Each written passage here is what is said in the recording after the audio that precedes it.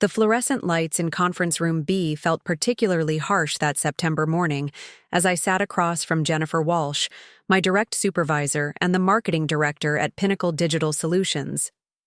Her manicured fingers drummed impatiently against the mahogany table while she flipped through my performance evaluation with an expression that could freeze coffee. I had been looking forward to this quarterly review for weeks, confident that my recent campaign successes would finally earn me the recognition I deserved. Instead, what came next would shatter my professional confidence and set in motion a chain of events that would transform not just my career, but the entire trajectory of our company. Before we jump back in, tell us where you're tuning in from. And if this story touches you, make sure you're subscribed, because tomorrow, I've saved something extra special for you. Jennifer's voice cut through the sterile air with surgical precision as she delivered words that would haunt me for months to come. She looked me directly in the eye and said something so dismissive, so fundamentally wrong about who I was as a professional, that it would become the catalyst for the most dramatic career transformation I could never have imagined. Little did she know that her assessment of my supposed lack of ambition would ultimately lead to her own professional downfall and my rise to the very position she occupied. My name is Sarah Martinez, and for 3.5 years, I had been the backbone of the digital marketing team at Pinnacle Digital Solutions here in downtown Denver. Every morning, I would arrive at our sleek glass office building on 17th Street, grab my usual vanilla latte from the lobby café, and settle into my corner cubicle overlooking the Rocky Mountains. The view was inspiring, but it was nothing compared to the fire that burned inside me to prove myself in an industry where young women often had to work twice as hard to be taken half as seriously. Pinnacle Digital Solutions wasn't just any marketing firm. We specialized in helping tech startups and established software companies build their brand presence in an increasingly crowded digital landscape.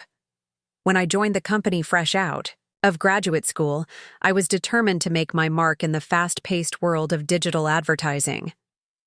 The company had been founded in 2018 by a group of former advertising executives who wanted to create something innovative and dynamic. By the time I arrived, we had grown to over 200 employees and were handling some of the most exciting tech accounts in the region. My role as a marketing specialist might have sounded entry-level, but I quickly proved that titles meant nothing when you had the drive to excel. Within my first year, I had spearheaded 3 major campaign overhauls that resulted in a 47% increase in client engagement rates. By year 2, I was managing relationships with our most demanding clients, the ones who required constant communication and creative problem-solving. The tech industry moved at lightning speed, and I thrived in that environment where today's innovative strategy could be obsolete by next week. What set me apart wasn't just my technical skills or my ability to analyze data trends, though I excelled at both. It was my understanding that behind every click, every conversion, every analytics report, there were real people making real decisions about products that could change their lives. I didn't just create marketing campaigns. I crafted experiences that connected human emotions with technological solutions.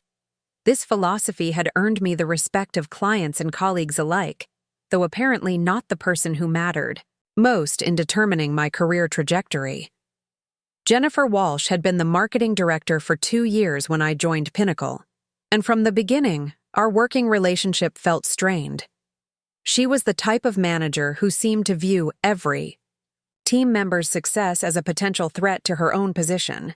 Jennifer had climbed the corporate ladder through a combination of political maneuvering and taking credit for other people's work, a strategy that had served her well in previous companies, but was starting to show cracks at Pinnacle.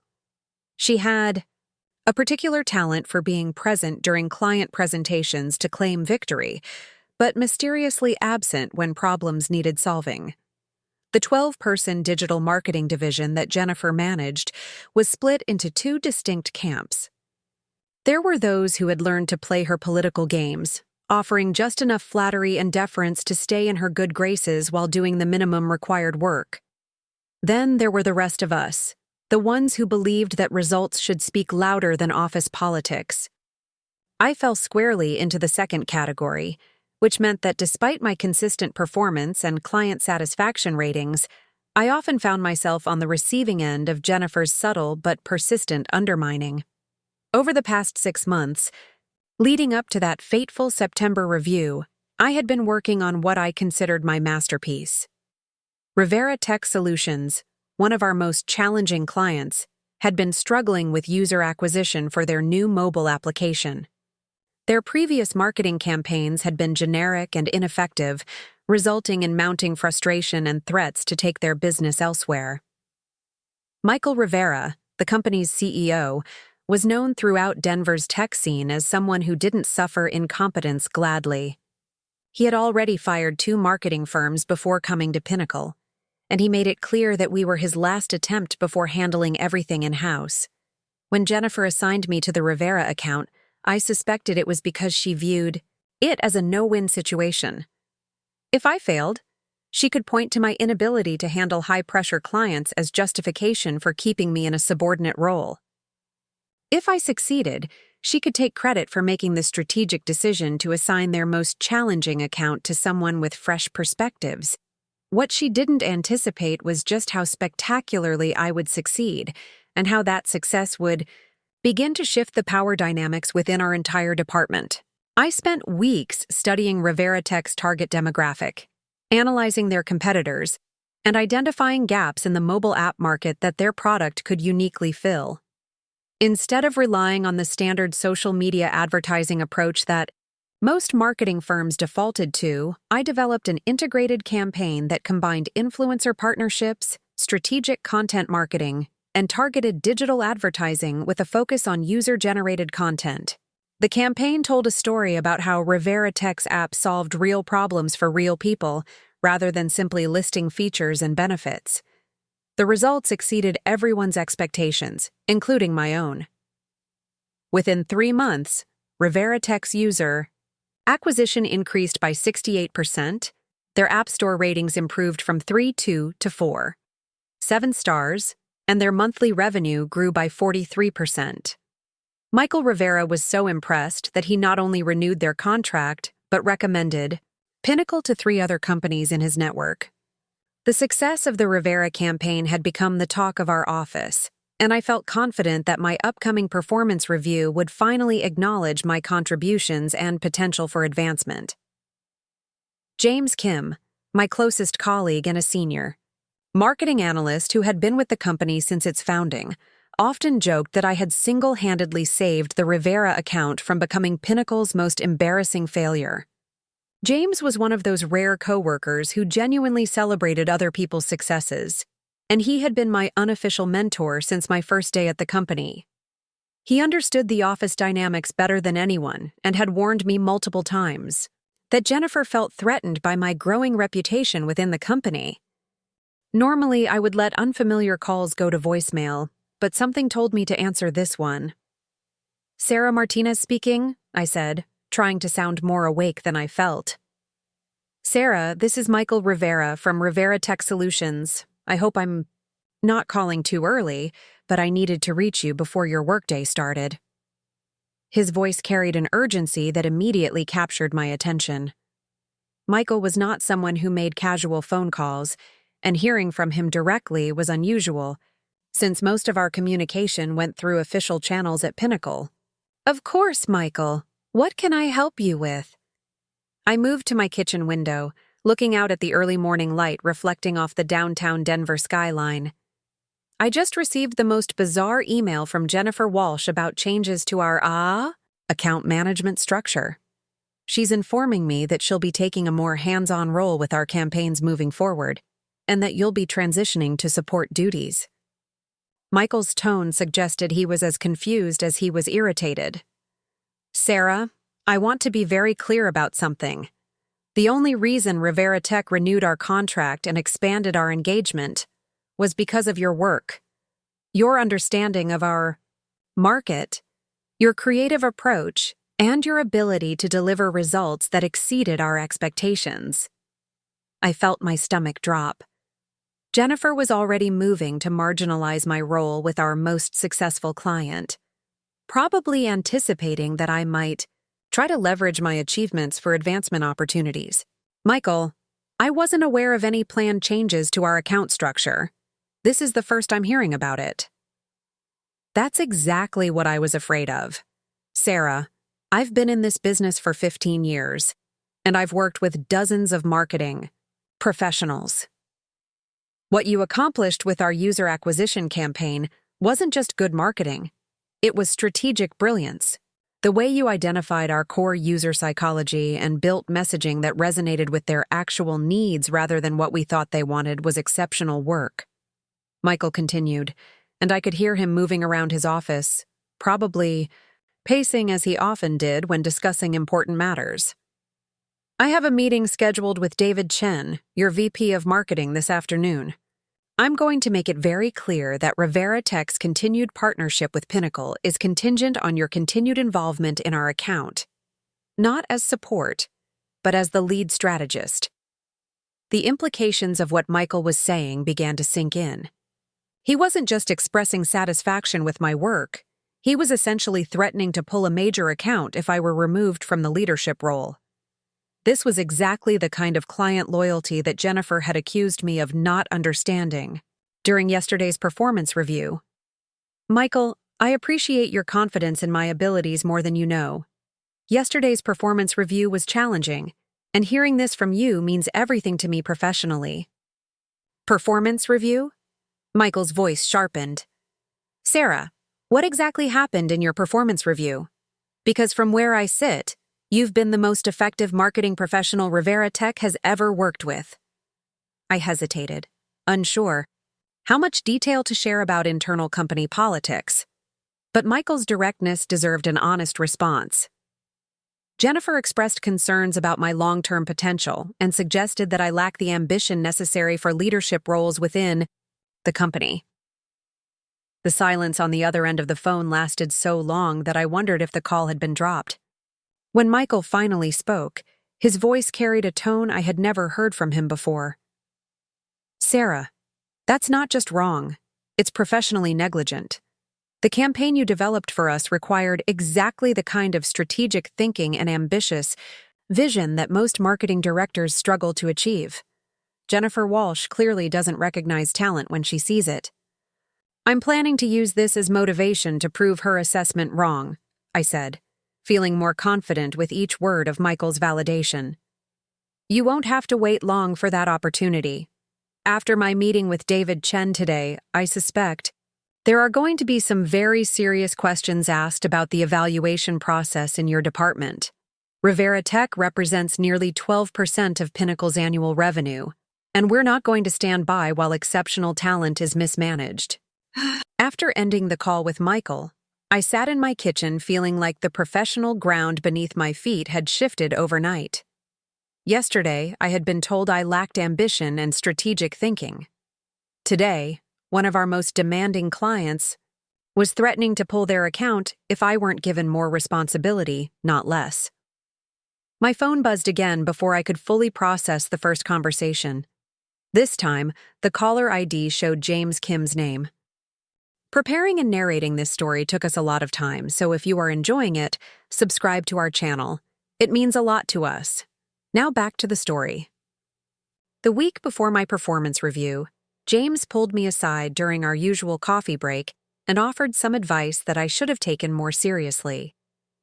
He suggested that I prepare for Jennifer to downplay my recent successes and focus instead on areas where she could criticize my performance. According to James, Jennifer had been making subtle comments in leadership meetings about my need for better strategic thinking and long-term vision, code words that often preceded attempts to keep high-performing employees in subordinate roles. I dismissed James's concerns because I believed that results would speak for themselves. The Rivera campaign wasn't just successful, it was transformative for both the client and our agency's reputation. How could any reasonable manager look at those numbers and find fault with my performance? What I failed to understand was that Jennifer's evaluation of my work had nothing to do with reason, and everything to do with her own insecurities about being outshined by someone she was supposed to be managing. The morning of my performance review, I arrived at the office earlier than usual, reviewing my portfolio of achievements and preparing talking points about my career goals within the company. I had compiled detailed metrics from all my major campaigns, client testimonials, and examples of innovative strategies that had been adopted by other team members. My presentation folder was organized with the precision of someone who believed that preparation and professionalism would inevitably lead to recognition and advancement. As I walked into conference room B, Jennifer was already seated with my performance evaluation printed and bound in a company folder. The room smelled like the industrial-strength cleaning solution the janitorial staff used, and the morning sunlight streaming through the floor-to-ceiling windows created an almost interrogation-like atmosphere. Jennifer gestured for me to sit across from her, her expression giving no hint of what was to come. The first part of the review followed the standard format. Jennifer read through various performance categories, offering generic comments about my technical skills, client communication, and project management abilities. Her tone was professional but distant, as if she were reading from a script rather than evaluating someone she had worked with closely for years. I began to relax, thinking that perhaps James's warnings had been overly cautious. Then Jennifer reached the section of the evaluation that would change everything.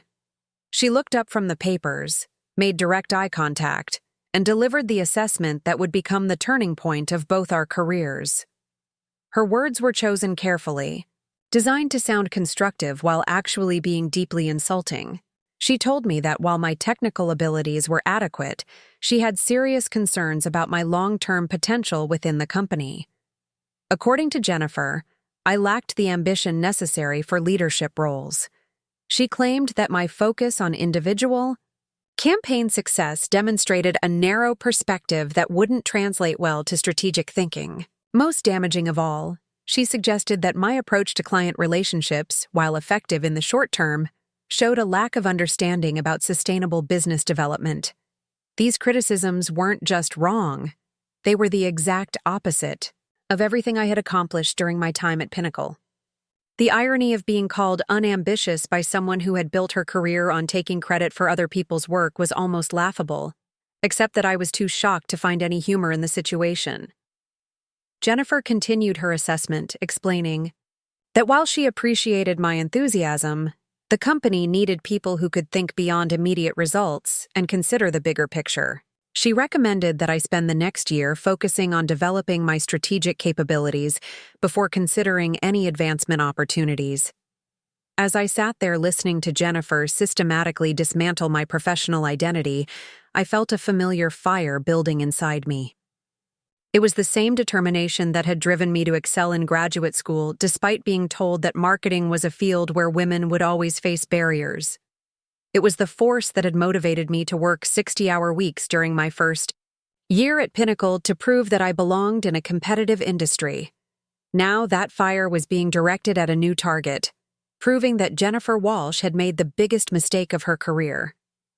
I kept my expression neutral throughout the rest of the review, asking clarifying questions and nodding thoughtfully as Jennifer outlined her development recommendations. Inside, however, I was already formulating a plan that would demonstrate exactly how ambitious I could be when properly motivated.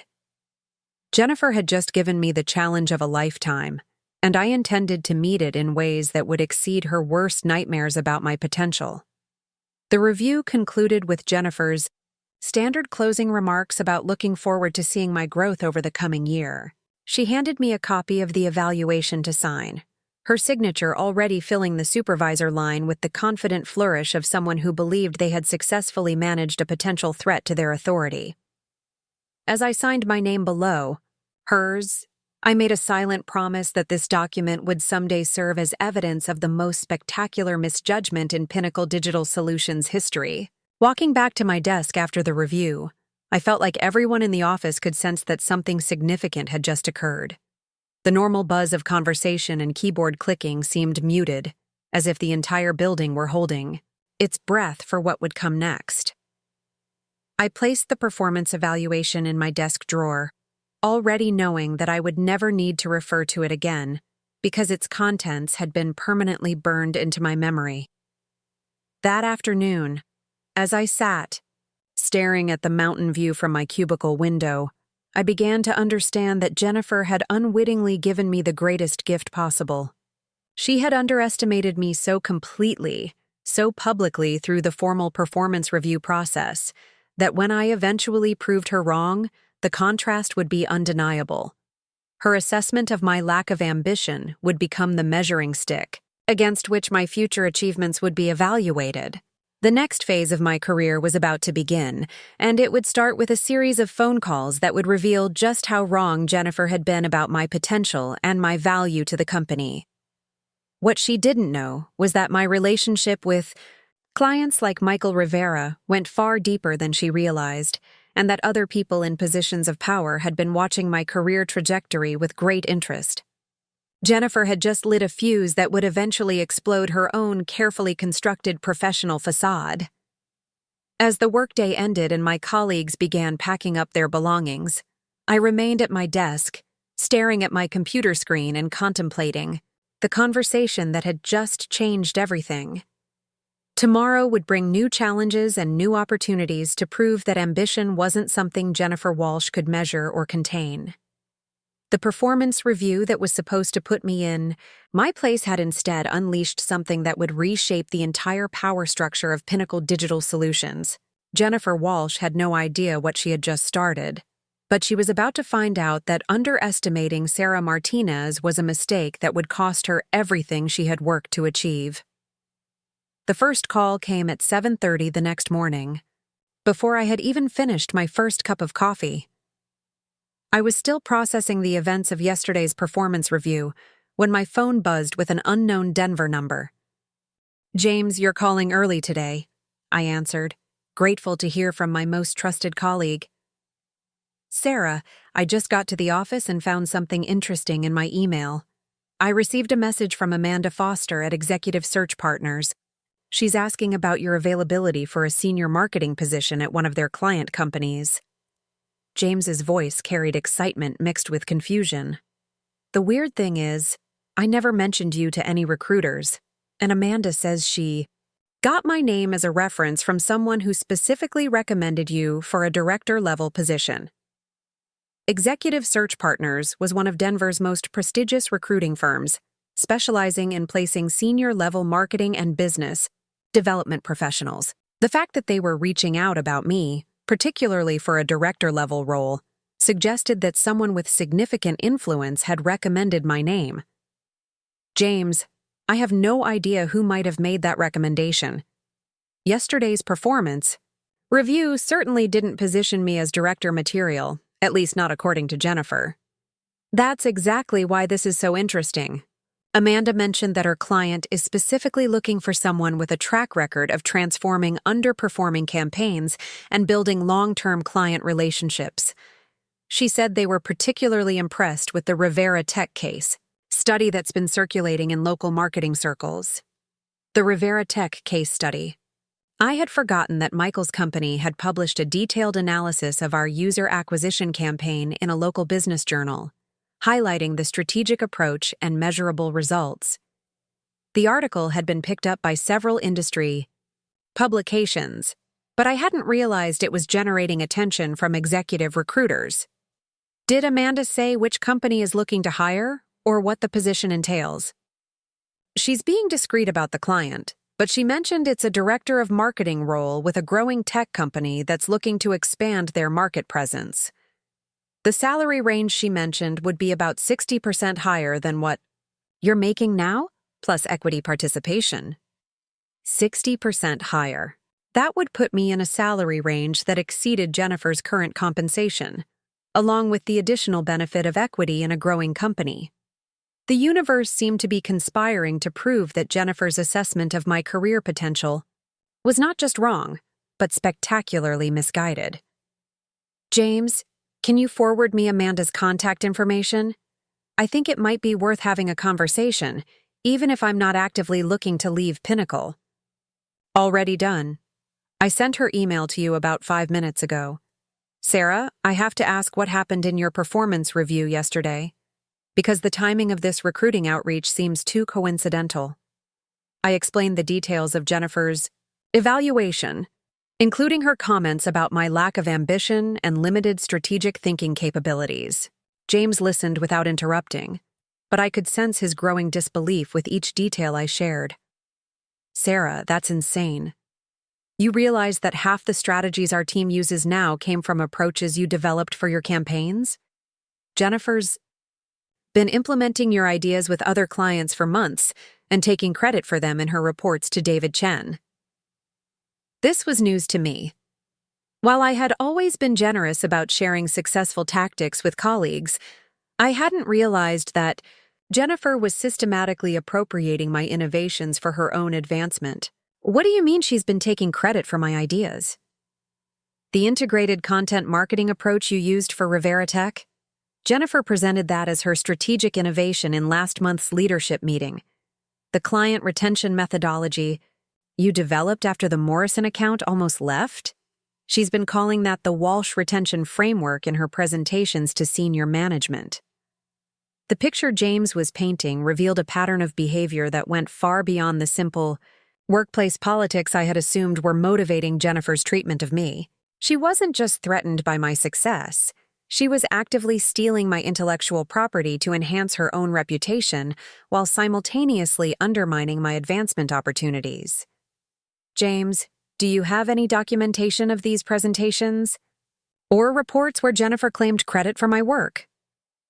I might be able to access some of the meeting minutes and presentation files. Why do you ask?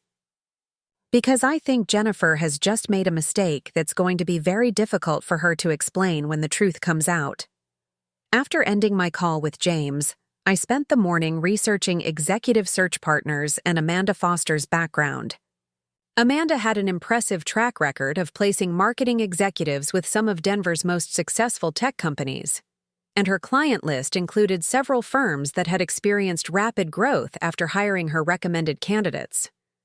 I crafted a carefully worded email to Amanda, expressing interest in learning more about the opportunity, while being clear that I was currently employed and would need any discussions to be handled with complete discretion. Within 30 minutes, Amanda had responded with a request for a phone conversation that afternoon. The rest of my morning at Pinnacle felt surreal. I went through my normal routine of checking campaign analytics, responding to client emails, and attending our weekly team meeting. But everything felt different now. Jennifer conducted the meeting with her usual combination of micromanagement and taking credit for team successes, but I found myself observing her behavior with new eyes. The most ironic part of this entire situation was that Jennifer's attempt to limit my advancement had actually accelerated it beyond her worst fears. By underestimating my value and trying to minimize my role with major clients, she had set in motion a series of events that would ultimately prove her assessment was the most costly mistake in her professional career. As I drove home through downtown Denver, watching the city lights reflect off the glass buildings where so many of these new opportunities were located, I realized that Jennifer had given me something more valuable than recognition or promotion. She had given me the motivation to discover my true worth in a marketplace that actually understood ambition when it saw it. Tomorrow would bring the meeting between Michael Rivera and David Chen, where the real cost of Jennifer's misjudgment would begin to be calculated. It would also bring continued conversations with opportunities that recognized what Jennifer refused to acknowledge. The performance review that was supposed to end my advancement had instead become the beginning of advancement beyond anything I had previously imagined possible. David Chen's corner office on the 15th floor of Pinnacle Digital Solutions had floor-to-ceiling windows that offered a panoramic view of the Colorado Rockies. It was in this impressive setting that the first domino in Jennifer Walsh's carefully constructed professional facade would begin to fall. I wasn't present for the meeting between David and Michael Rivera, but James Kim's strategic positioning near the elevator bank allowed him to witness the aftermath firsthand. According to James, Michael Rivera arrived for his 2:00 appointment, carrying a thick folder of documentation and wearing the expression of someone who had come to deliver an ultimatum rather than engage in casual conversation. The meeting, originally scheduled for 30 minutes, extended to nearly 2 hours. During that time, James observed several Pinnacle executives entering and leaving David's office, including Bob Thompson, our CEO, and Lisa Parker from Human Resources. The content of that meeting would remain confidential for several days, but its impact became apparent almost immediately. Within an hour of Michael's departure, Jennifer Walsh received a request to report to David Chen's office for an urgent discussion about account management protocols. The woman who had confidently restructured my role just 24 hours earlier now walked down the hallway with the uncertain stride of someone whose authority was being questioned at the highest levels. While Jennifer was defending her management decisions to senior leadership, I was across town at the corner café, having what Amanda Foster had described as an informal conversation with Patricia Williams, CEO of Summit Marketing Group. Patricia was nothing like what I had expected from a successful agency owner. She was perhaps 45 years old, with an engaging personality that immediately put me at ease, and a direct communication style that reminded me of the best client relationships I had developed. "Sarah, I want to be upfront about why I asked." "Amanda, to arrange this meeting," Patricia began, stirring honey into her green tea. "Summit Marketing Group is at a critical growth phase where we need to add leadership talent that can help us scale our operations while maintaining the quality that built our reputation. Amanda's been telling me about your work for months, but the Rivera Tech campaign is what convinced me we needed to have this conversation." Patricia explained that Summit had been tracking industry innovations in user acquisition strategies, and my integrated approach with Rivera Tech had caught the attention of several companies in their network. More importantly, the sustainable results and client satisfaction metrics from that campaign demonstrated exactly the kind of strategic thinking Summit needed for their next phase of growth. What impressed me most wasn't just the campaign performance, although those numbers were exceptional. It was the way you identified underlying user psychology and built messaging that connected with authentic motivations rather than surface-level features. That requires both analytical skills and creative intuition, which is a rare combination in our industry. Patricia continued by describing Summit's client portfolio and growth trajectory. They had doubled their revenue in each of the past 2 years by focusing on emerging technology companies that needed sophisticated marketing strategies but couldn't afford to build internal teams with that level of expertise. Their success had created demand that exceeded their current capacity, which was driving the need for additional senior leadership. The marketing director position we're looking to fill would involve overseeing campaign development for our fastest-growing clients, managing a team of 8 professionals, and contributing to strategic planning for company expansion. We're also exploring partnerships with venture capital firms to provide marketing services for their portfolio companies, which would create additional growth opportunities. The scope of responsibility Patricia was describing exceeded anything available within Pinnacle's current structure. More significantly, she was talking about my potential contributions to strategic planning and business development, the exact capabilities that Jennifer had claimed I lacked during my performance review. "Patricia, this opportunity sounds incredible, but I want to understand your expectations for someone stepping into this role. My current title is Marketing Specialist, and yesterday I completed a performance review that questioned my readiness for advancement to senior positions." Patricia's response revealed more about Summit's culture than any formal company description could have provided. "Sarah, I've learned that the best predictor of future performance is demonstrated results under challenging circumstances. Someone who can turn around a difficult client relationship like Rivera Tech and deliver sustained improvements has already proven their ability to handle senior-level responsibilities." She continued, "Title progression within large organizations often has more to do with internal politics than actual capabilities. I'm more interested in what you've accomplished than what your current employer has chosen to call you. Results speak louder than titles, and your results indicate director-level competencies regardless of your current position." Patricia offered to show me Summit's offices, which were located in a renovated warehouse in Denver's vibrant Rhino district. The space was everything that Pinnacle's sterile corporate environment was not: creative, collaborative, and energizing. The open floor plan encouraged interaction between teams, while private offices and conference rooms provided space for focused work and confidential client discussions. We've intentionally created an environment where good ideas can come from anyone, regardless of their position in the organizational hierarchy, Patricia explained as we toured the creative workspace. Some of our best campaign innovations have come from junior team members who felt empowered to challenge conventional approaches. The contrast with Pinnacle's rigid hierarchy and Jennifer's protective management style was striking.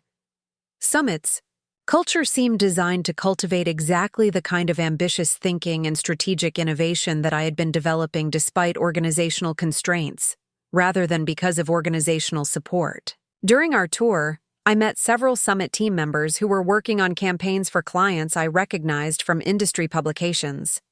The level of creative sophistication and strategic depth in their work was impressive, but what struck me most was the collaborative energy and mutual respect that was evident in their interactions. Sarah, I want to make you an offer that reflects both our immediate needs and your demonstrated capabilities, Patricia said as we returned to her office. The base salary would be $105,000, which represents about a 65% increase from what Amanda estimates you're currently earning. During the meeting, Jennifer announced the organizational changes she had mentioned to Michael Rivera, positioning them as strategic improvements to client service delivery.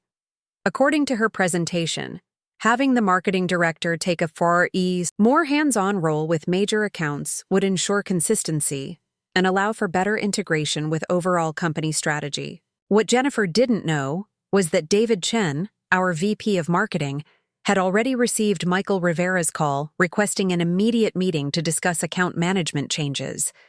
She also didn't know that Amanda Foster had scheduled a phone conversation with me that would reveal just how highly my work was valued outside of Pinnacle's internal politics.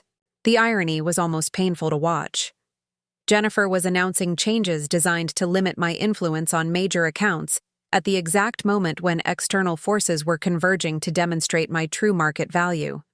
She had convinced herself that my recent successes were isolated incidents rather than evidence of capabilities that extended far beyond her ability to recognize or develop. After the team meeting ended, I retreated to my desk to prepare for my conversation with Amanda Foster. I gathered portfolio materials showcasing my major campaign successes, client testimonials, and quantitative results that demonstrated my impact on business outcomes.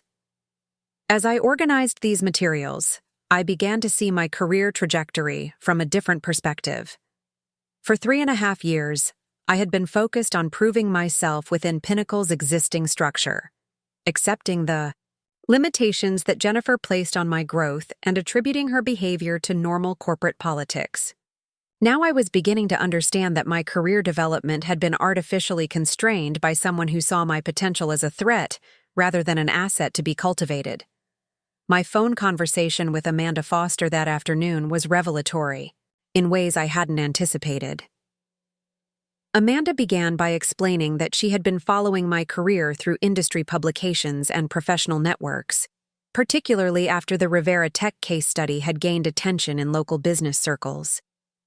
Sarah, the reason I reached out to James for a reference is that multiple people in Denver's marketing community have mentioned your name as someone to watch. The Rivera Tech campaign has become something of a case study in how to execute authentic user acquisition strategies, and several of my clients have asked if I know the person responsible for that work. Amanda continued by describing her current search assignment. Her client was Summit Marketing Group, a rapidly growing digital marketing firm that specialized in working with emerging technology companies. They were looking for a marketing director who could lead campaign development, manage client relationships, and contribute to strategic planning for company growth. The position would involve overseeing a team of 8 marketing professionals, developing strategic partnerships with technology companies, and playing a key role in Summit's expansion into new market segments. The base salary range is $95,000 to $110,000, plus performance bonuses and equity participation that could significantly increase total compensation. The salary range Amanda mentioned was indeed about 60% higher than my current compensation at Pinnacle, but the equity participation was what made the offer truly compelling. Summit Marketing Group was positioning itself to become one of the region's dominant players in technology marketing, and joining their leadership team would provide growth opportunities that simply didn't exist within Pinnacle's current structure. Amanda, this sounds like an incredible opportunity, but I want to be transparent about my current situation. I just completed a performance review that raised questions about my readiness for leadership roles. I don't want to misrepresent my standing within my current company. Amanda's response surprised me with its directness. Sarah, I've been in executive search for 12 years, and I've learned to distinguish between performance issues and political issues.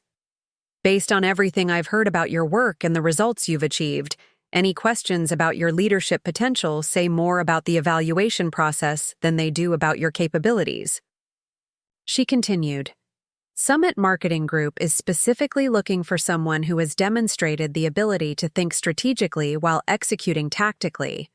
The Rivera Tech campaign required exactly that combination of skills, along with the creativity and persistence to turn around a difficult client relationship. Those are director-level competencies, regardless of what your current title might be. Amanda offered to arrange a preliminary meeting with Patricia Williams, Summit's CEO, for the following week. The meeting would be positioned as an informal conversation about industry trends and growth opportunities, allowing both sides to assess mutual interest without creating any conflicts with my current employment. Patricia has built Summit by identifying talented professionals who are ready for more responsibility than their current positions allow. She's particularly interested in meeting people who have succeeded despite organizational constraints, rather than because of organizational support. That phrase resonated with me more than Amanda probably realized. Succeeding despite organizational constraints perfectly described my experience at Pinnacle, where I had achieved results in spite of Jennifer's management rather than because of it. After ending my conversation with Amanda, I found myself in the unusual position of having more career opportunities than I had ever imagined, just 24 hours after being told I lacked the ambition necessary for advancement. The contrast was so stark that it felt like I was living in two different professional realities simultaneously. The rest of the afternoon brought additional validation from unexpected sources. Derek Vaughn, the CFO of Westbridge Manufacturing, sent an email asking if I would be available for a consulting conversation about their upcoming product launch campaign. Derek had been impressed with work I had done for a mutual contact and wanted to explore whether I might be available for project-based consulting work. Even more surprising was a LinkedIn message from Lisa Parker in Human Resources, asking if I had time for an informal conversation about my career development goals within Pinnacle. Lisa mentioned that she had been reviewing performance evaluations across the marketing department and wanted to discuss some discrepancies she had noticed. The convergence of all these professional opportunities in a single day felt like the universe's way of demonstrating that Jennifer's assessment of my potential was not just wrong, but laughably disconnected from external perceptions of my capabilities. Every conversation I had with people outside of Pinnacle's internal hierarchy reinforced that my work was valued and respected in ways that Jennifer either couldn't see or chose to ignore. As I prepared to leave the office that evening, I reflected on how dramatically my professional landscape had shifted in less than 24 hours. Yesterday morning, I had been focused on proving myself within existing parameters, accepting Jennifer's limitations on my growth as unfortunate but probably temporary obstacles. Tonight, I was evaluating director-level opportunities with companies that specifically sought the strategic thinking and ambitious vision that Jennifer claimed I lacked. The performance review that was supposed to humble my expectations had, instead, opened doors to possibilities I hadn't even considered pursuing. Jennifer Walsh had intended to put me in my place, but instead, she had inadvertently revealed that my place was far beyond anything Pinnacle's current structure could accommodate. Tomorrow would bring new conversations and new opportunities to demonstrate that ambition couldn't be measured by someone who was threatened by it. Additionally, You would receive equity participation equivalent to 2% of company ownership, with vesting over 4 years, and performance bonuses tied to client satisfaction and revenue growth. The financial package was more generous than anything I had imagined possible, but the equity participation was what made the offer truly compelling. Summit's growth trajectory suggested that my ownership stake could become significantly valuable as the company continued expanding. More importantly, equity participation meant that my success would directly contribute to my long-term financial security in ways that traditional employment never could. Patricia, I'm incredibly interested in this opportunity, but I need to handle my transition from Pinnacle professionally. Would it be possible to structure a start date that allows me to provide appropriate notice and complete current project commitments? Absolutely. In fact, I respect that approach because it demonstrates the kind of professional integrity we value at Summit. We would prefer that you join us in a way that maintains positive relationships throughout the industry, even if your current employer hasn't fully recognized your contributions. Patricia suggested a start date 6 weeks in the future, which would provide adequate time for transition planning while allowing Summit to begin preparing for my integration into their leadership team. She also offered to provide a formal offer letter within 48 hours, giving me documentation to review while making my final decision. As I drove back to Pinnacle from my meeting with Patricia, I felt like I was moving between two different professional worlds. Summit represented everything I had hoped to find in an ideal career environment: challenging work, collaborative culture, growth opportunities, and leadership that recognized and rewarded authentic achievement. Pinnacle, by contrast, now seemed like a limitation I had accepted for far too long. My phone buzzed with a text message from James as I was parking in Pinnacle's garage. "Sarah, you need to call me immediately. Major developments with the Rivera situation." I called James before even getting out of my car, anticipating news about the aftermath of Michael Rivera's meeting with David Chen. "Sarah, this is bigger than we thought." After Michael's meeting with David, there was an emergency session with Bob Thompson and Lisa Parker. Apparently, Michael didn't just complain about the account restructuring. He provided detailed documentation of campaign strategies and innovations that Jennifer has been claiming credit for in her reports to senior management. My stomach tightened as I realized the implications. Michael Rivera had not only defended my role in his account, but had also exposed Jennifer's pattern of appropriating my work for her own advancement. How detailed was Michael's documentation? I asked, dreading the answer. According to Lisa Parker, Michael brought copies of email exchanges, campaign proposals, and strategy documents that clearly show you as the originator of ideas that Jennifer has been presenting as her own innovations.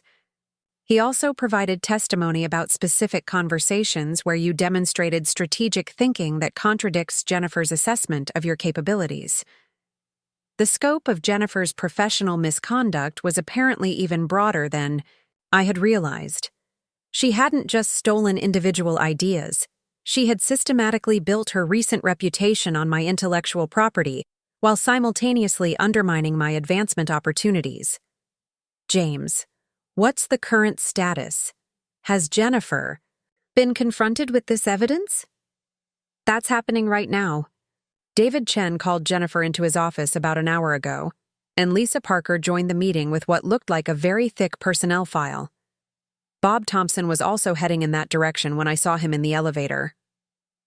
The convergence of senior leadership around Jennifer's management practices suggested that Michael Rivera's intervention had triggered a comprehensive review of her recent performance claims. The woman who had questioned my ambition and strategic thinking was now having to explain how she had built her own advancement on appropriated work. "Sarah, there's something else you should know." Lisa Parker asked me if I would be available to discuss observations about team dynamics and leadership effectiveness in our department. I think they're conducting a broader investigation of Jennifer's management approach. A formal investigation into Jennifer's management practices would inevitably uncover the pattern of behavior that had characterized her entire tenure as marketing director. Her tendency to take credit for other people's work, her practice of undermining talented team members to protect her own position, and her fundamental misunderstanding of client relationship dynamics would all be subject to scrutiny. I ended my call with James and sat in my car, trying to process how rapidly the professional landscape was shifting.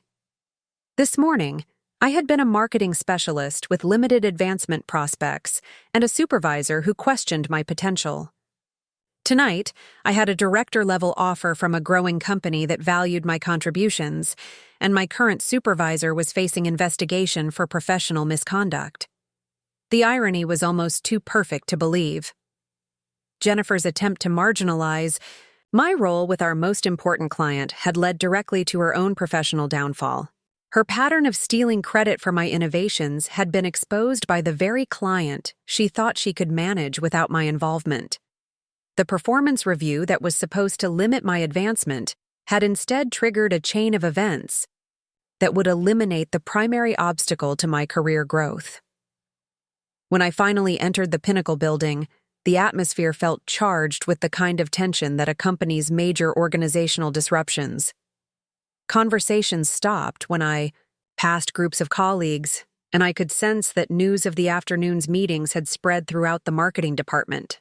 I had barely settled at my desk when my computer chimed with an email from David Chen requesting a meeting the following morning to discuss my recent client work and professional development goals. The tone of the message was formal but respectful, completely different from the dismissive communication style that had characterized interactions with Jennifer's management. A second email arrived minutes later, this one from Lisa Parker in Human Resources, asking if I would be available for a conversation about department leadership and team effectiveness. Lisa mentioned that she was conducting interviews with several team members as part of a comprehensive review of marketing department operations.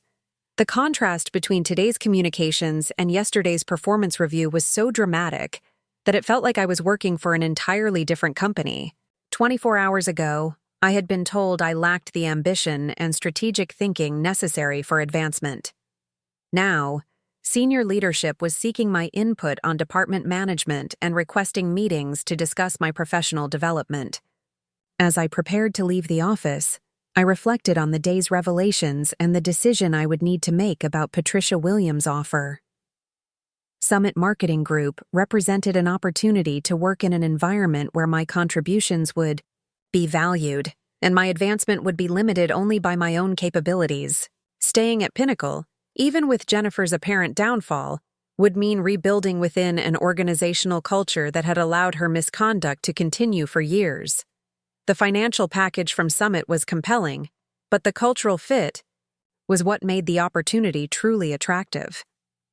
Patricia Williams had demonstrated exactly the kind of leadership style that brought out the best in talented professionals, while Jennifer Walsh had shown how insecure management could stifle growth and innovation. My phone buzzed with one final message of the day, this one from Michael Rivera. Sarah, wanted you to know that today's meeting with David Chen was very productive. Expect good things to happen soon. Your work deserves recognition at the highest levels, and I'm confident that's exactly what you'll receive. Michael's message confirmed that his intervention had been comprehensive and effective. He hadn't just defended my role in his account. He had provided evidence that would fundamentally change how my contributions were perceived by Pinnacle's leadership. As I drove home that evening, I realized that Jennifer Walsh had inadvertently given me the greatest gift possible: the motivation to discover my true worth in a marketplace that actually valued ambition and strategic thinking. Her performance review had been intended to humble my expectations, but instead it had led to opportunities that exceeded my most optimistic career projections. Tomorrow would bring meetings with David Chen and Lisa Parker, where the full scope of Jennifer's misconduct would likely be revealed. It would also bring Patricia Williams' formal offer letter, which would provide concrete terms for a career transition that seemed increasingly inevitable. The woman who had told me I lacked ambition was about to discover that she had unleashed ambition beyond her ability to comprehend or contain. Jennifer Walsh's biggest mistake wasn't underestimating my capabilities. It was underestimating the consequences of her own professional misconduct.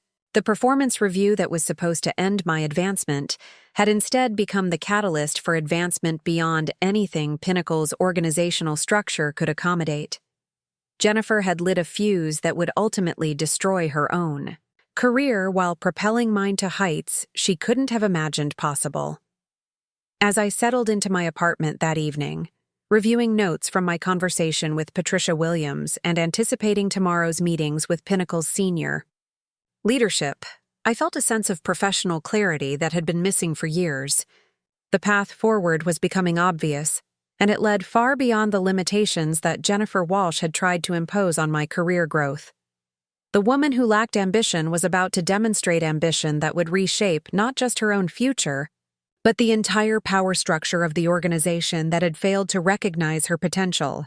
The following morning brought Patricia Williams's formal offer letter, delivered to my personal email with the kind of precision and attention to detail that reflected Summit Marketing Group's professional standards. As I read through the comprehensive package while sipping coffee in my kitchen, I realized that this wasn't just a job offer. It was a complete career transformation that would position me for growth opportunities I had never considered possible. The base salary of $105,000 represented more than the financial improvement Amanda Foster had initially described. The equity participation agreement included performance accelerators that could increase my ownership, stake based on client satisfaction metrics and revenue contributions. Most significantly, the role description outlined responsibilities that aligned perfectly with the strategic thinking and ambitious vision that Jennifer Walsh had claimed I lacked. Summit's offer included a signing bonus of $15,000 to help with transition expenses, 4 weeks of paid vacation, comprehensive health benefits, and a professional development budget that would allow me to pursue advanced certifications and industry training. The contrast with Pinnacle's limited benefits package and Jennifer's resistance to professional development opportunities was striking. What impressed me most about the offer was Patricia's handwritten note attached to the formal documentation. She had taken the time to personalize the package with specific observations about how my background and achievements aligned with Summit's growth objectives. The note demonstrated exactly the kind of leadership attention and professional respect that had been missing from my experience at Pinnacle. I was still reviewing the offer details when my phone rang with David Chen's office number. His assistant explained that David wanted to move our scheduled meeting to earlier that morning, and that the session might extend longer than originally planned. The tone suggested that this would be more than a routine discussion about professional development goals. 20 minutes later, I was sitting in David Chen's impressive corner office, but this time I wasn't alone. Lisa Parker from Human Resources was also present, along with Bob Thompson, Pinnacle's CEO, who I had only met briefly during company-wide meetings. The presence of senior leadership at this level indicated that whatever was about to be discussed would have significant implications for my future at the company. David began the meeting with an acknowledgement that surprised me with its directness. Sarah, recent events have brought to our attention some serious concerns about management practices within the marketing department. We've discovered that your contributions to major client successes have not been properly recognized or credited in departmental reporting. Bob Thompson leaned forward, his expression serious but not accusatory. We've conducted a comprehensive review of campaign documentation, client communications, and performance reports going back 18 months. The evidence clearly shows that strategies and innovations attributed to other team members in official reporting were actually your original work. Lisa Parker opened a thick folder that contained what appeared to be extensive documentation. Sarah, we've identified at least 12 instances where your strategic contributions were misrepresented in reports to senior management. The Rivera Tech campaign is the most recent example, but this pattern extends back to several other major client successes. The scope of what they were describing exceeded even my own understanding of how systematically Jennifer had appropriated my work. I had assumed that occasional credit misallocation was simply part of corporate hierarchy, but the evidence they had compiled revealed a deliberate and sustained pattern of professional misconduct.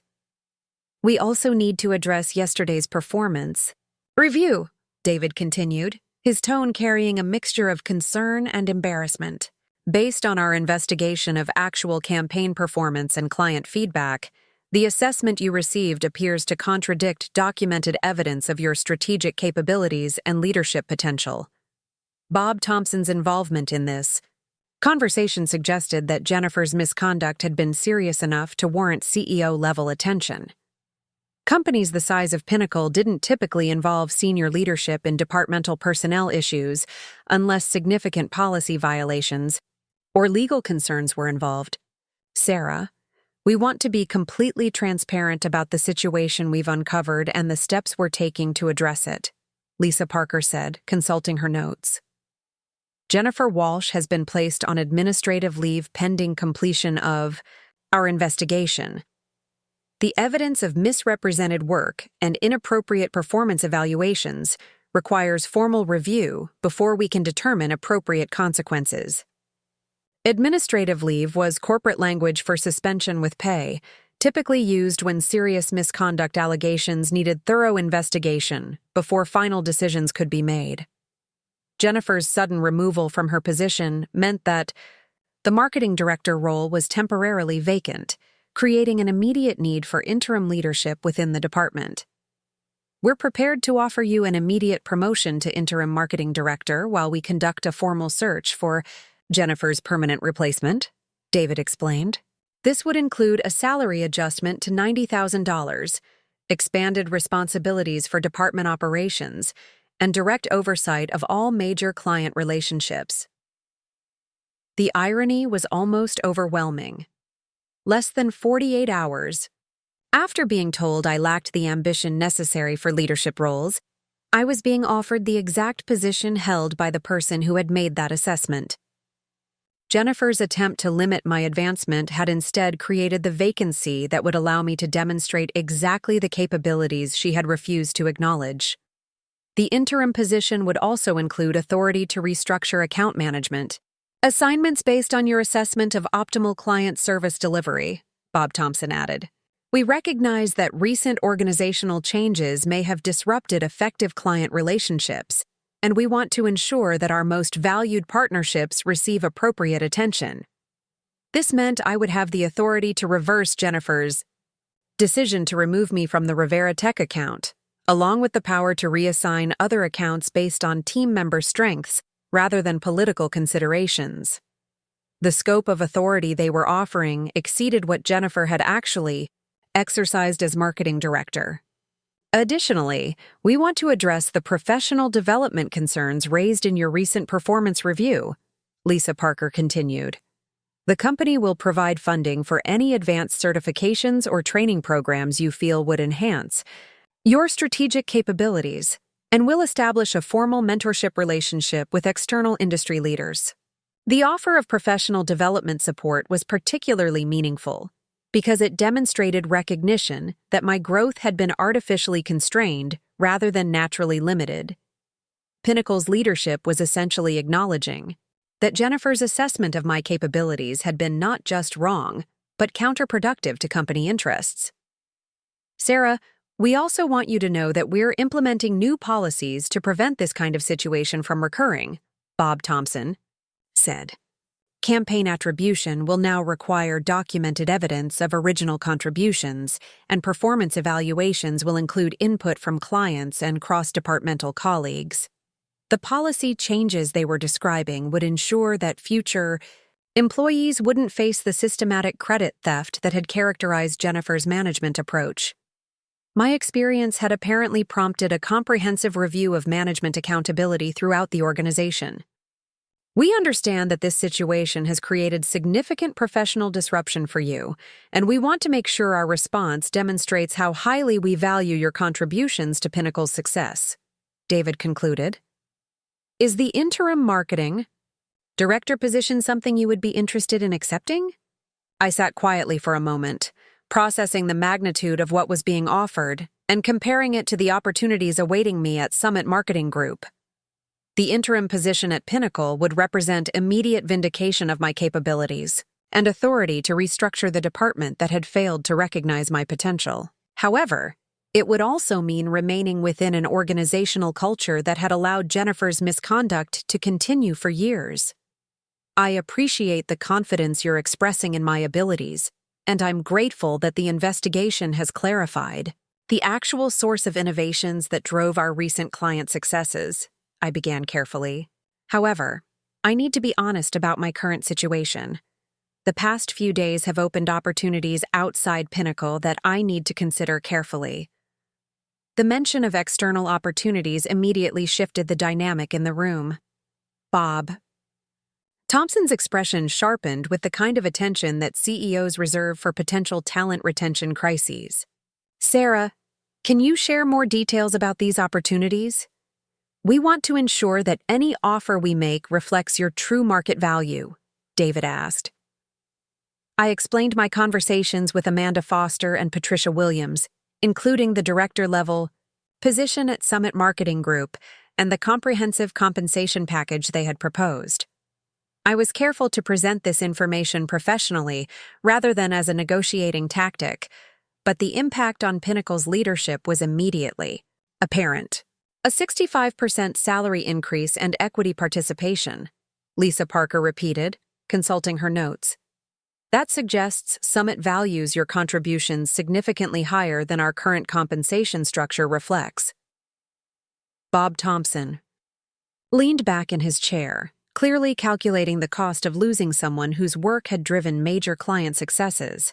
Sarah, what would it take for us to make staying at Pinnacle the more attractive option? We don't want to lose exceptional talent because we failed to recognize it appropriately. The question presented an opportunity to negotiate from a position of strength that would have been unimaginable just days earlier. Jennifer's performance review was intended to limit my options, but instead it had led to multiple opportunities that gave me unprecedented leverage in determining my career direction. The Summit offer is compelling not just because of the financial package, but because of the growth opportunities and cultural fit, I explained. Any decision to remain at Pinnacle would need to address both compensation and the organizational environment that allowed this situation to develop. David Chen nodded thoughtfully.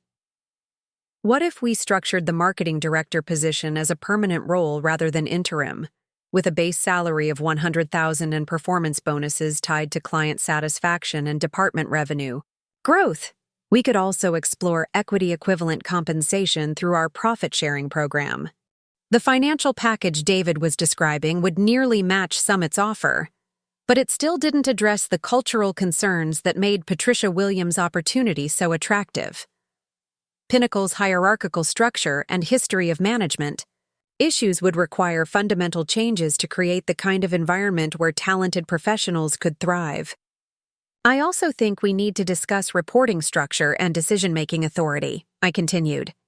The marketing department's effectiveness has been limited by micromanagement and political considerations rather than strategic focus on client success. Bob Thompson's willingness to engage in this level of organizational discussion demonstrated how seriously Pinnacle's leadership was taking the retention challenge. They clearly understood that losing me would mean losing not just an individual contributor, but the person responsible for their most successful recent client campaigns. Sarah, what if you reported directly to me rather than through traditional departmental hierarchy? Bob suggested. That would provide independence from the management issues that created this situation, along with involvement in company-wide strategic planning. Direct reporting to the CEO would represent a significant departure from Pinnacle's traditional organizational structure, but it would also address the cultural concerns that made external opportunities attractive. It would essentially create a new senior-level position designed around my demonstrated capabilities rather than existing hierarchical limitations. I appreciate the creativity you're showing in structuring a role that would address my concerns, I said. However, I've committed to providing Patricia Williams with a decision by the end of this week. Would it be possible to have a comprehensive offer from Pinnacle by Thursday so I can make an informed comparison? The timeline I was proposing would force Pinnacle's leadership to move quickly while giving me adequate time to evaluate both opportunities thoroughly. It would also demonstrate whether their interest in retaining me was serious enough to warrant expedited decision-making at the executive level. Absolutely, David Chen responded immediately. We'll have a complete offer package ready by Wednesday afternoon, including compensation, reporting structure, and organizational changes designed to support your success here. Lisa Parker made notes about the timeline and offer components. Sarah, we'll also include documentation of the policy changes we're implementing to ensure this kind of management issue doesn't recur. Your experience has helped us identify systemic problems that needed addressing. As the meeting concluded, Bob Thompson stood and extended his hand. Sarah, I want to personally apologize for the management failures that created this situation. Regardless of which opportunity you choose, Pinnacle is a better organization because of the issues you've helped us identify and address. The apology from Pinnacle's CEO was meaningful not just because of his position, but because it represented acknowledgement that my treatment had been unacceptable at the highest organizational levels. Jennifer's assessment of my capabilities had been officially repudiated by the same leadership team that would now be evaluating her continued employment. Walking back to my desk after the meeting, I felt like I was observing Pinnacle's operations from an entirely new perspective. The company that had seemed like my only career option just days earlier was now competing with external opportunities to retain my services. The performance review that was supposed to limit my advancement had instead created a bidding war for my talents. James Kim was waiting near my cubicle with the expression of someone who had been monitoring developments. Throughout the morning, Sarah, the entire department is buzzing about Jennifer being placed on administrative leave. People are saying you're being considered for her position. The speed with which news traveled through Pinnacle's office environment meant that my potential promotion was already becoming common knowledge. The same colleagues who had witnessed Jennifer's dismissive treatment of my contributions were now speculating about my advancement to her former role. James, the situation is more complex than simple promotion opportunities. I'm evaluating multiple options for my career direction. Multiple options? James's expression shifted to concern. Sarah, you're not seriously considering leaving Pinnacle right when they're finally recognizing your value, are you? The question reflected a common assumption that career advancement within existing organizations was inherently preferable to external opportunities. However, my conversations with Patricia Williams had shown me that sometimes the most significant growth required completely new environments rather than reformed versions of existing limitations. I'm considering what's best for my long-term career development, which might or might not be staying at Pinnacle, I explained. The past few days have opened opportunities that I never imagined possible, and I need to evaluate all of them carefully. My phone buzzed with a text message from Patricia Williams asking if I had received the formal offer and whether I had any questions about Summit's growth plans or team integration process. The timing seemed almost orchestrated to remind me that compelling alternatives existed beyond Pinnacle's internal reorganization efforts. As I settled at my desk to review both opportunities thoroughly, I realized that Jennifer Walsh had inadvertently given me the greatest professional gift imaginable: the motivation to discover my true worth in a competitive marketplace. Her performance review had been intended to humble my expectations, but instead it had led to opportunities that exceeded my most ambitious career projections. The woman who had told me I lacked ambition was about to discover that she had unleashed ambition beyond her capacity to understand or contain. Tomorrow would bring Pinnacle's counteroffer, and by the end of the week, I would make a decision that would reshape my entire professional trajectory. Jennifer's biggest mistake wasn't underestimating my capabilities. It was underestimating the consequences of her own professional misconduct. The performance review that was supposed to end my advancement had instead become the catalyst for advancement beyond anything she could have imagined possible. Wednesday afternoon arrived with the precision of a corporate deadline, and David, Chen's assistant, delivered Pinnacle's counteroffer to my desk at exactly 3 o'clock. The package was more comprehensive than I had anticipated, reflecting the level of urgency that my potential departure had created among senior leadership.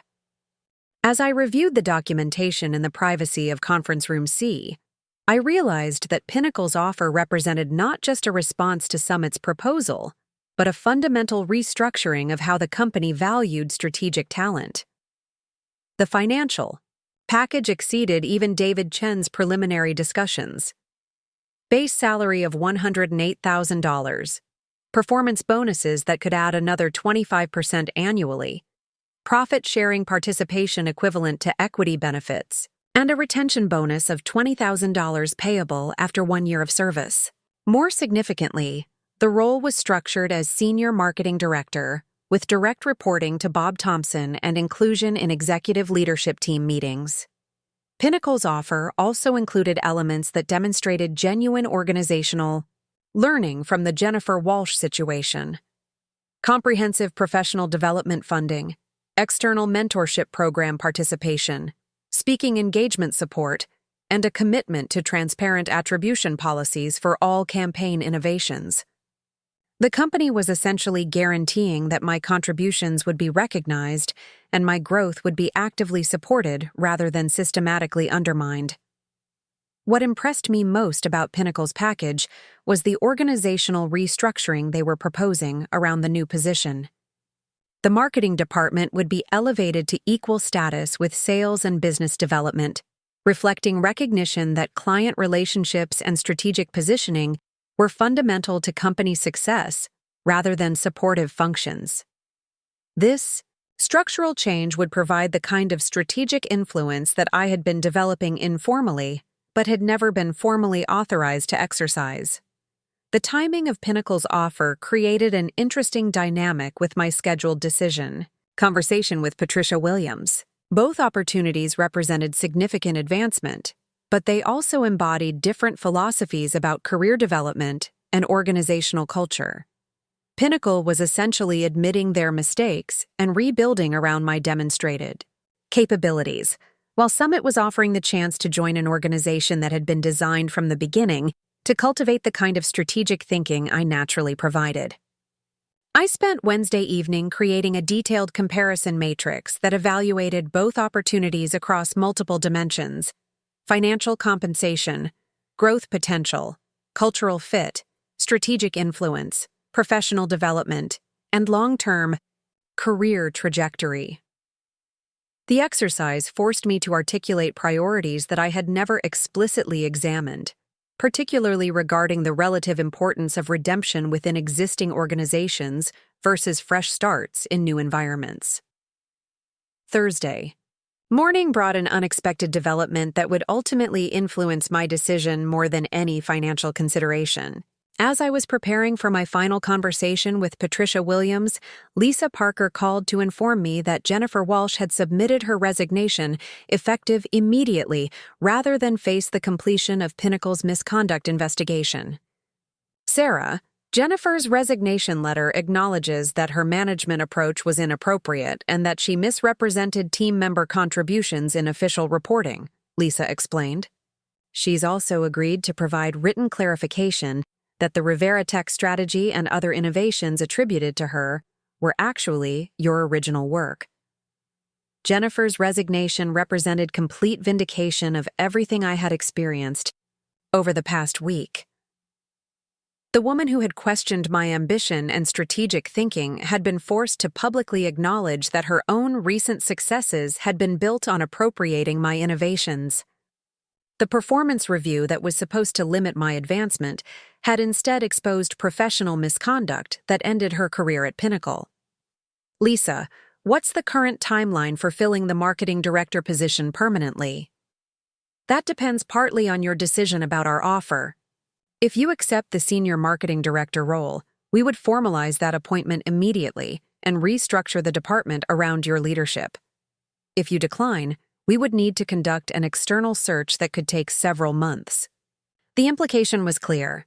Pinnacle had essentially redesigned their marketing operations around my potential continued employment.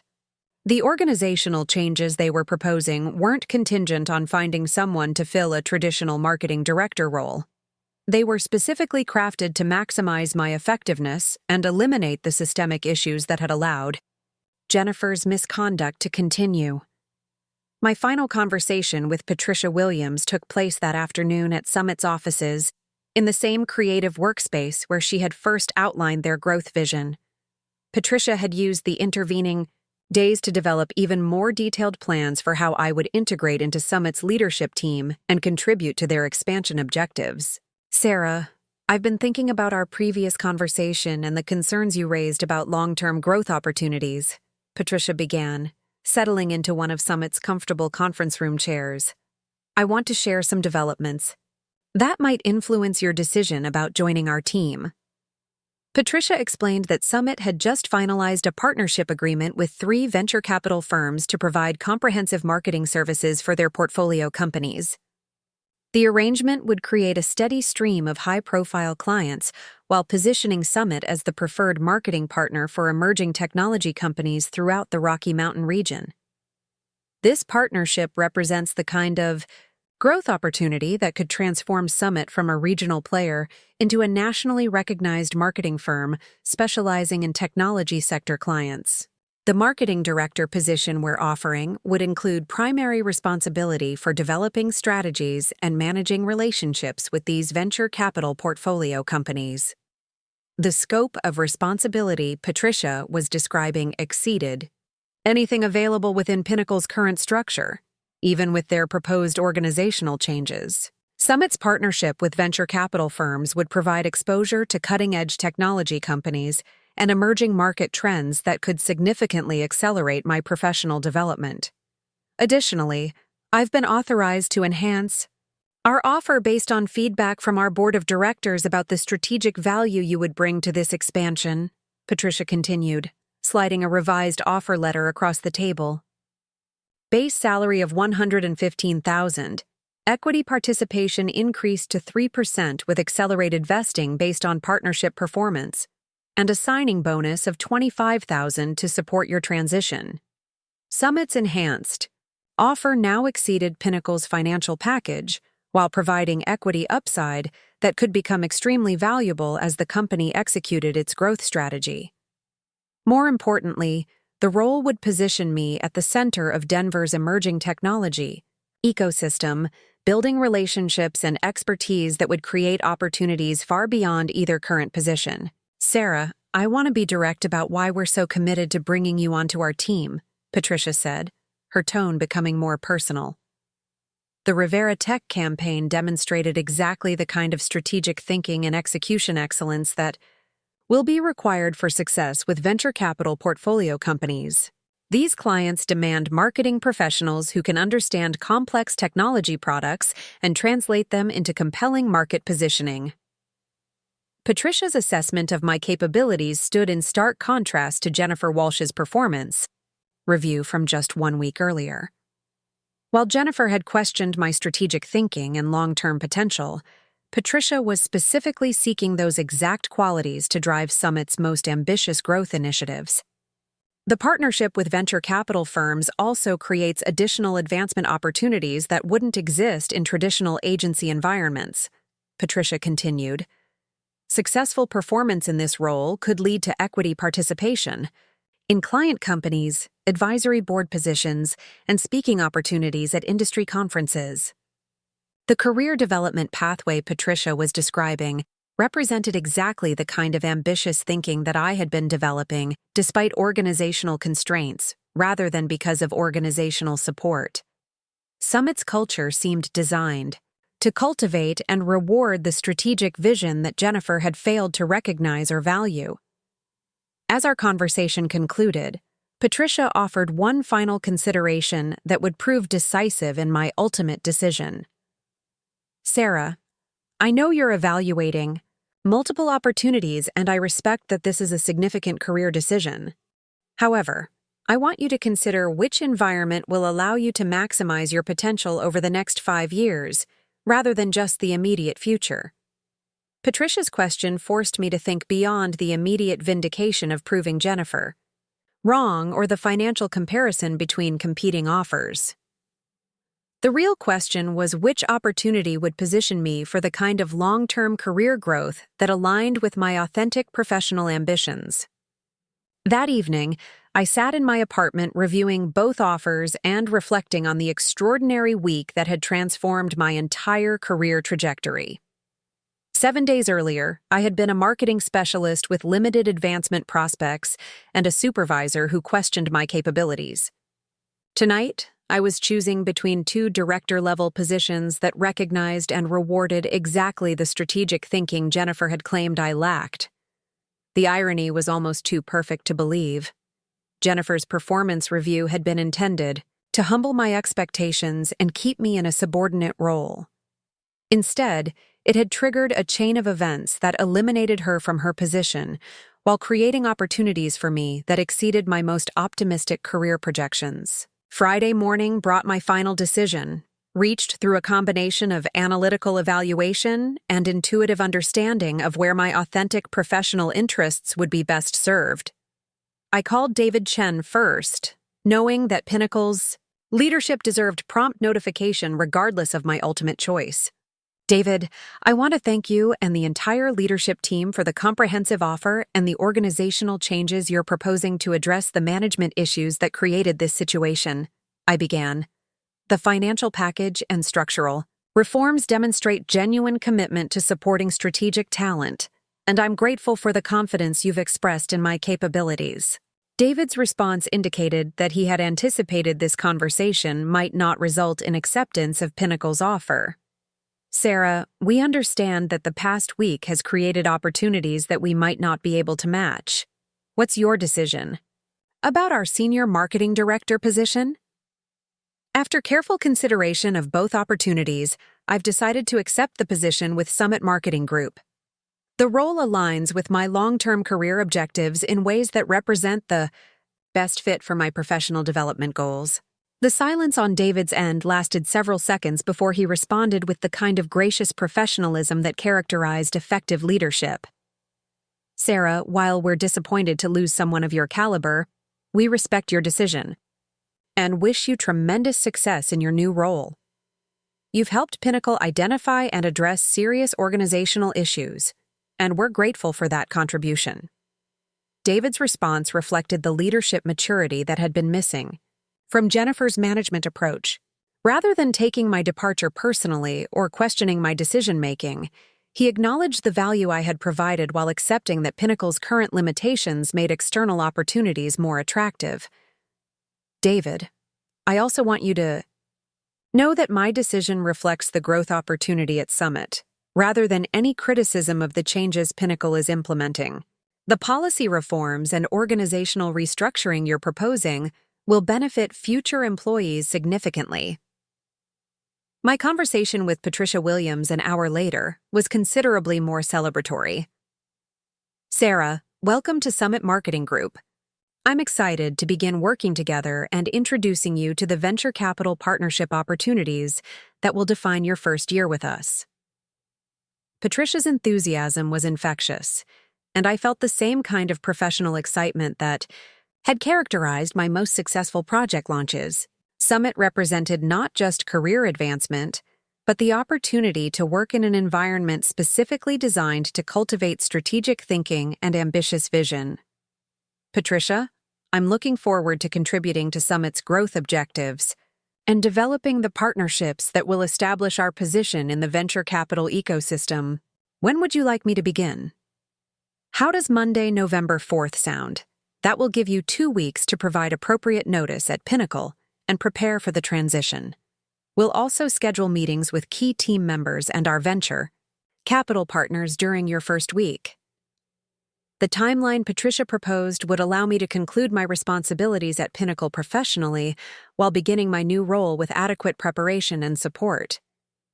More importantly, it would provide a clean break from the organizational dynamics that had limited my growth while embracing opportunities that aligned with my authentic professional interests. Monday morning at Pinnacle brought the surreal experience of providing resignation notice for a position that had been transformed dramatically by the events of the previous week.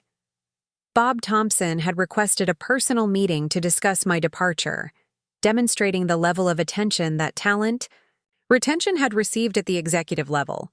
"Sarah, I want to personally express our disappointment about losing you, while also acknowledging that Pinnacle's organizational failures created the circumstances that made external opportunities more attractive," Bob began, his tone carrying genuine regret. Bob's willingness to accept responsibility for systemic management issues demonstrated the kind of leadership accountability that could have prevented the Jennifer Walsh situation if it had been consistently applied throughout the organization. "I appreciate the recognition that organizational culture played a role in my decision," I responded. "The policy changes and structural reforms you're implementing will create better opportunities for future employees who demonstrate strategic capabilities." Bob nodded thoughtfully.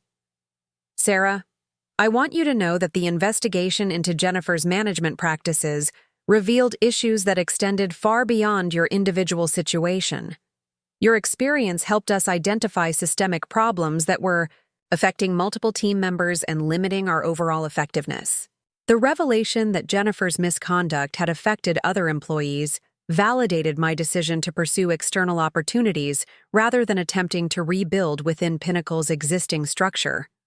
Organizations that allowed systematic talent mismanagement required fundamental cultural transformation that could take years to achieve. Bob, I hope the changes you're implementing will create the kind of environment where strategic thinking and ambitious vision are consistently recognized and rewarded. That's exactly our objective, and we're using your experience as a case study for how management failures can cost companies their most valuable talent. My final 2 weeks at Pinnacle were characterized by transition planning and client communication that felt dramatically different from the routine work I had been performing just days earlier. Instead of being marginalized and undervalued, I was now treated as a strategic asset whose departure required careful management to minimize client disruption. Michael Rivera's response to news of my departure was particularly gratifying. "Sarah, while I'm disappointed that Pinnacle couldn't retain someone of your caliber, I completely understand your decision to pursue opportunities that better recognize your contributions. Summit Marketing Group is getting an exceptional professional." Michael's validation meant more to me than any internal recognition because it came from someone who had experienced the results of my work firsthand.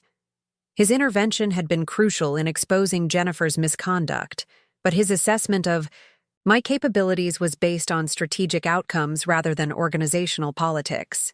"Michael, I want you to know that your support during this transition has been invaluable. Your willingness to provide documentation about campaign attribution helped correct serious misrepresentations about team member contributions. Sarah, I've been in business long enough to recognize exceptional talent when I see it. Jennifer Walsh's assessment of your capabilities was not just wrong, it was professionally negligent.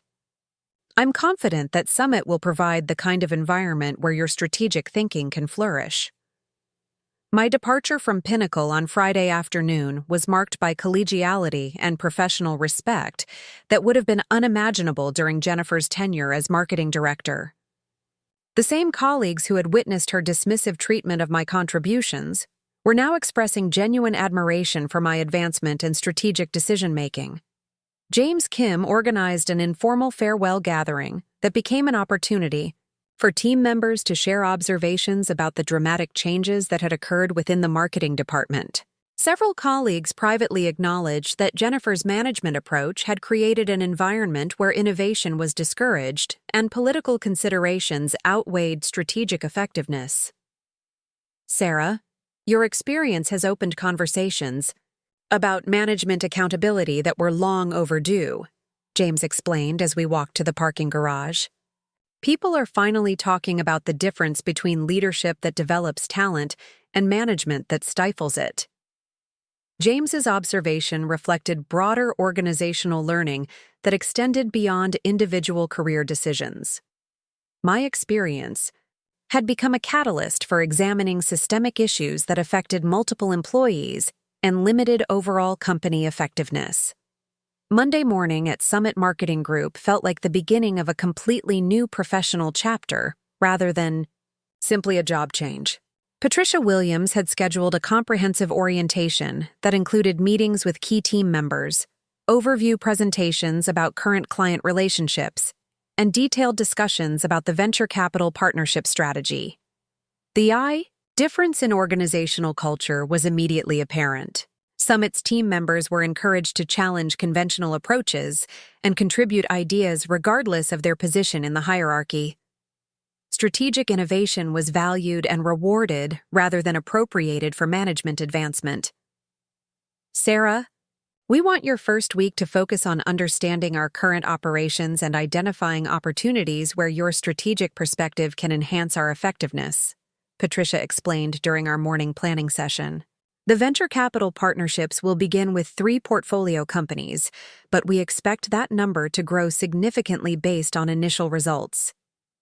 The scope of responsibility Patricia was describing exceeded anything I had experienced at Pinnacle, even including the enhanced role they had offered to retain my services. Summit's growth trajectory would provide learning opportunities and professional challenges that would accelerate my development in ways that traditional agency environments couldn't match.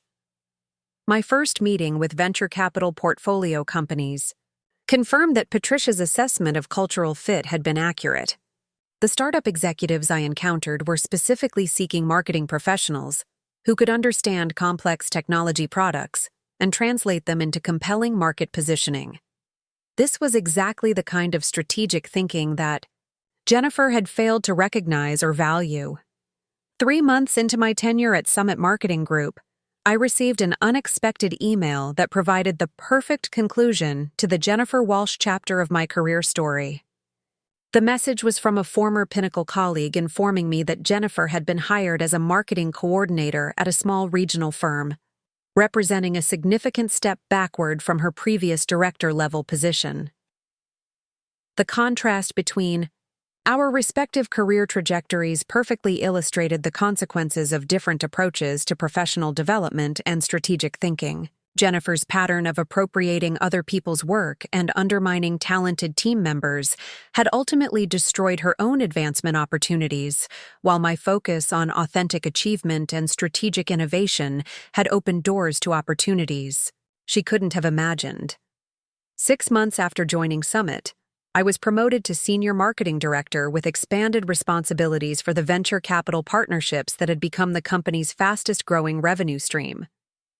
The promotion included additional equity participation and recognition as a key contributor to Summit's transformation into a regionally dominant marketing firm. The performance review that Jennifer Walsh had intended to limit my advancement had instead become the catalyst for advancement beyond anything Pinnacle's organizational structure could have provided.